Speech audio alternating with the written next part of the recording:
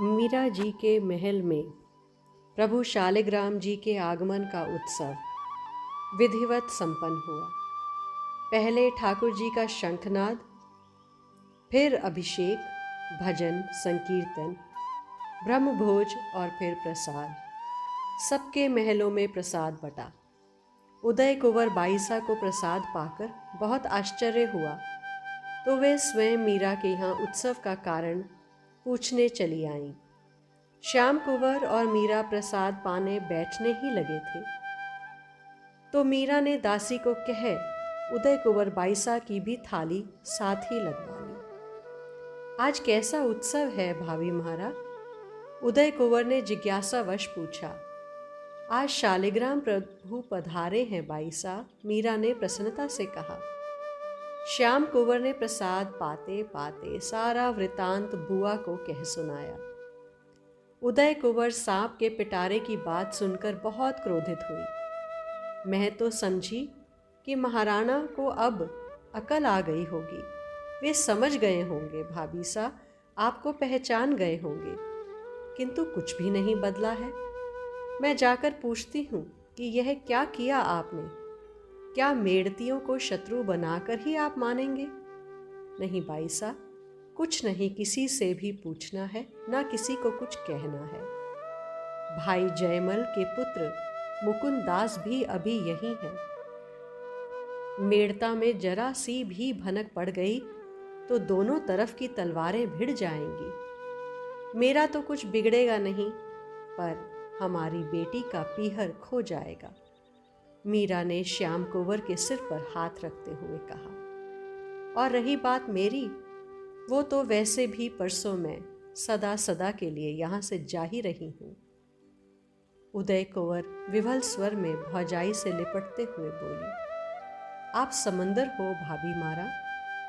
तभी कुमकुम ठाकुर जी को लेने आ गई।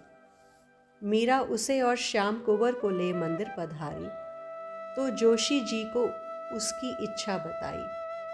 तुमको कौन से ठाकुर जी अच्छे लगते हैं, राम जी, कृष्ण जी, एक लिंगनाथ, माता जी या कोई और?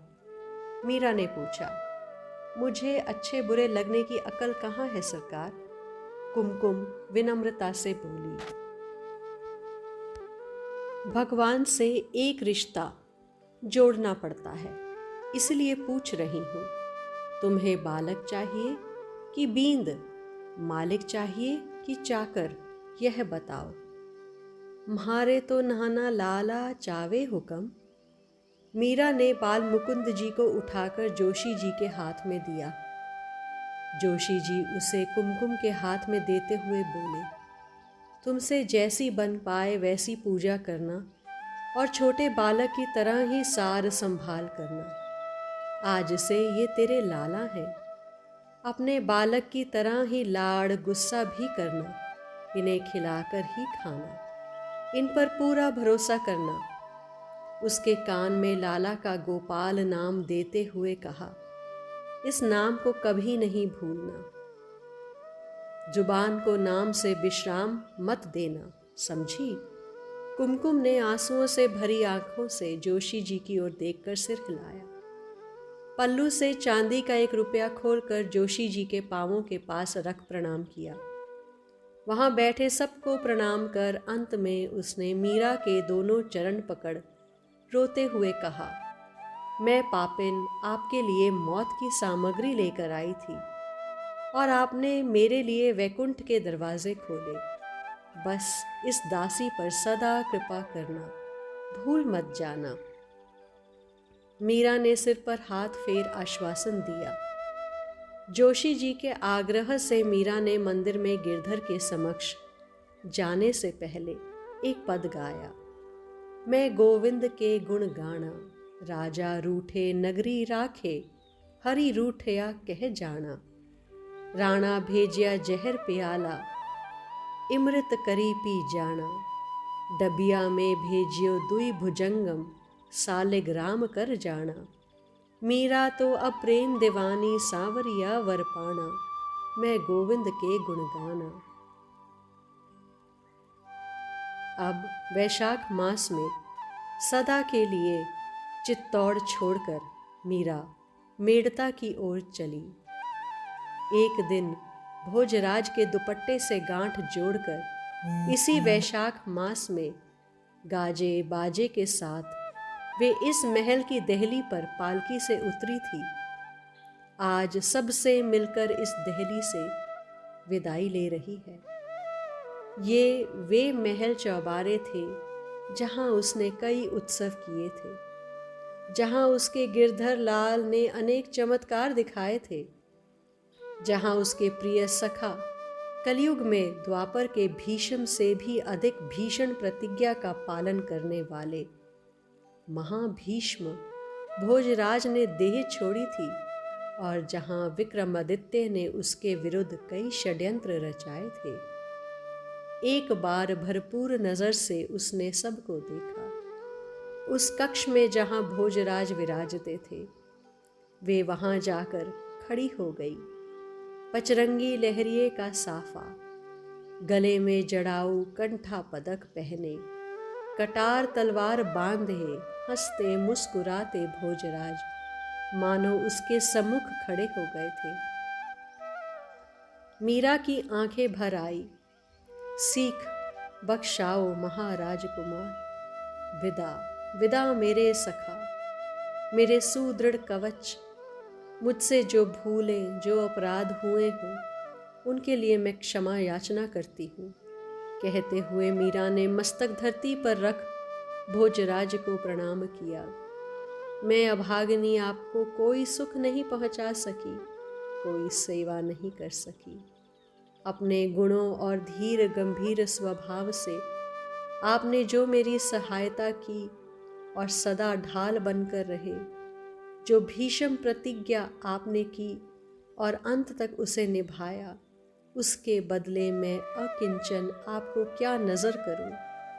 किंतु हे मेरे सखा, मेरे स्वामी सर्वसमर्थ हैं, वे देंगे आपको अपनी इस दासी की सहायता का प्रतिफल। आपका मंगल हो, आप जहाँ भी हैं, मेरा आपको प्रणाम। मीरा ने आंसुओं से भरी आंखों से पुनः धरती पर प्रणाम किया। बहुत देर से चंपा स्वामिनी को यूं भावुक होते रोते देख रही थी। बाईसा हुक्म, नीचे पालकी आ गई है, सबसे मिलने पधारे। आंसू पहुंचकर मीरा उस कक्ष से बाहर आ गई। आवश्यक सामान और गिरधर की पोशाकें, आभूषण सब गाड़ियों पर लदकर जा चुका था। मीरा के जो सेवक और दासियां जो चित्तौड़ में ही पीछे रह रहे थे, उनके लिए द्रव्य और जीविका का प्रबंध कर दिया था। सभी मन ही मन जानते थे कि अब मीरा वापस चित्तौड़ की ओर मुख न करेंगी, सो उसके प्रियजनों के प्राण व्याकुल थे। मीरा अपनी सासों और गुरुजनों की चरण वंदना करने पधारी। सब उसे भारी मन से मिले। धनाबाई सास तो उसे हृदय से लगा बिलख पड़ी, तो मीरा ने उन्हें आश्वस्त किया। हांडी जी, विक्रमादित्य की माता को मीरा ने प्रणाम कर अपने अनजाने में अपराधों के लिए क्षमा मांगी। हांडी जी बोली, पहले मैं समझती थी कि तुम जानबूझकर हम सब की अवज्ञा करती हो बींदनी, किंतु बाद में मैं समझ गई कि भक्ति के आवेश में तुम्हें किसी बात का ध्यान नहीं रहता। तुमसे पल्ला फैला एक भिक्षा मांगती हूँ, दोगी? हमारे किए अपराधों को मन में। मीरा ने स्नेह से सास का पल्ला हटाकर उनके दोनों हाथ पकड़कर माथे से लगाते हुए कहा, ये हाथ किसी के सामने फैलाने के लिए नहीं बने हैं। ये हाथ आश्रितों पर छत्र छाया करने और मुझ जैसी अबोध को आशीर्वाद देने के लिए बने हैं। यह चित्तौड़ की जननी के हाथ हैं। आपके ऐसा करने से आपके राजमाता के पद का अपमान होता है। नहीं, मुझे कहने दो बींदनी। कहते कहते हांडी जी की आंखों से आंसू बहने लगे। नहीं हुक्म, कुछ मत फरमाइए आप। मेरे मन में कभी किसी के लिए रोष नहीं आया। मनुष्य अपने कर्मों का ही फल भोगता है। दूसरा कोई भी उसे सुख या दुख नहीं दे सकता। यह मेरा दृढ़ विश्वास है। आप निश्चिंत रहें। भगवान कभी किसी का बुरा नहीं करते। उसके विधान में सबका हित, सबका मंगल ही छिपा होता है। मीरा ने स्नेह से सास को हृदय से लगाया तथा प्रणाम कर चलने की आज्ञा मांगी। मीरा का लक्ष्य उसे अपनी तरफ पुकार रहा था। वह धीरे धीरे पिछले रिश्तों को सम्मान देकर आगे बढ़ने लगी। उसके हृदय में कहीं दूर से एक ही संगीत ध्वनि सुनाई दे रही थी, चाला वाही देश। आज के लिए इतना ही, शेष आगे।